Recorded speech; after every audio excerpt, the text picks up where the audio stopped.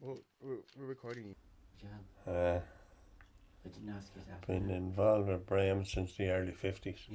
Since I was secretary of the club when I was 13 years of age. And old Matt Britton was the chairman. We had to call him Mr. Britton. And those times you're referred to anybody that was older than you as Mr. And Mr. Britton was Matt Britton.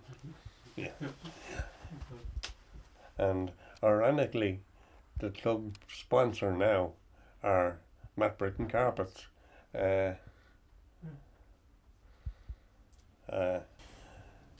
It's nice to say, nice that the connection is there. I wouldn't answer that because there were many. There were far too many,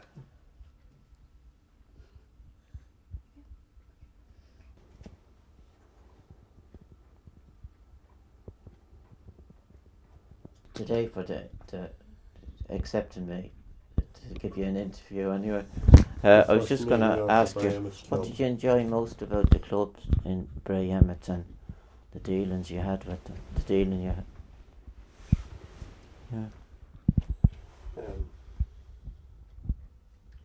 I enjoyed the games really, and seeing young players mature into good players, and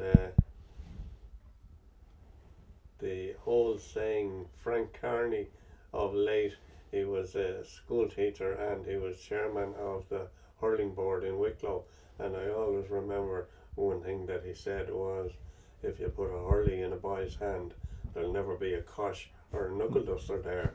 I don't think there are coshes and knuckle dusters now, but maybe there are worse things like drugs or something like that. But if a youngster is playing games in his early years, he generally learns. It's a learning process, and it's a university for life, put it that way.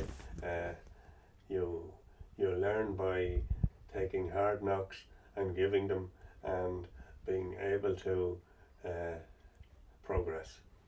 Very good, thanks.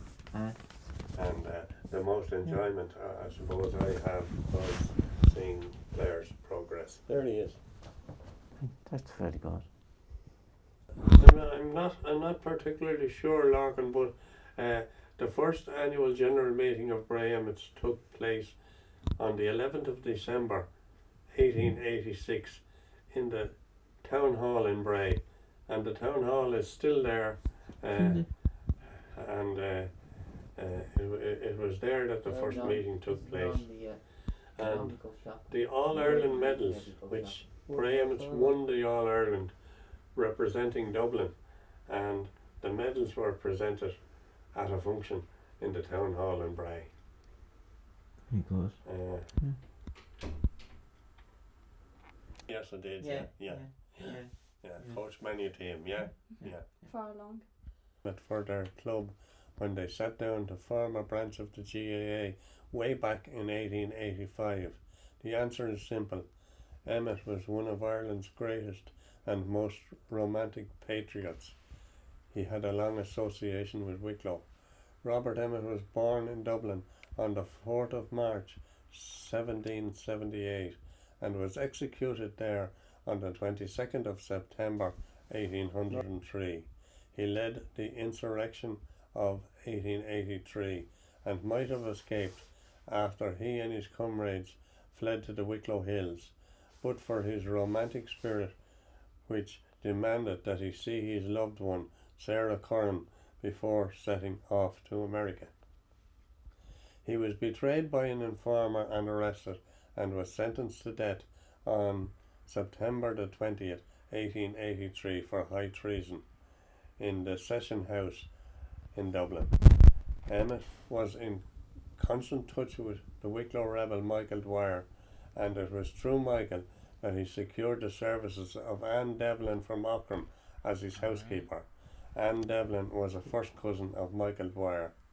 Anne Devlin suffered greatly for her loyalty to Emmet,